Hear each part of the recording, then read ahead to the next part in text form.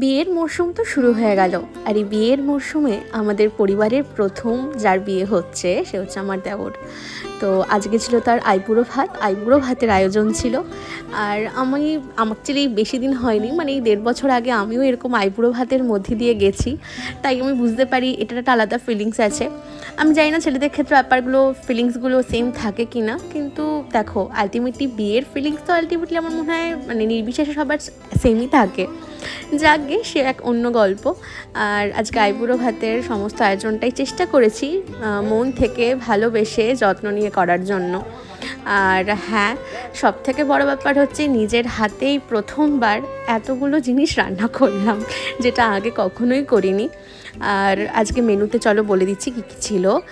Veg মুগের ডাল, চিংড়ি মাছের মালাইকারি, কাতলা কালিয়া, মাটন কষা, চাটনি, বাসন্তী পোলাও, সাদা ভাত, মাছ ভাজা, মিষ্টি, দই আর নোনতার একটা প্লেট, মানে চিপসের প্লেট আর কি।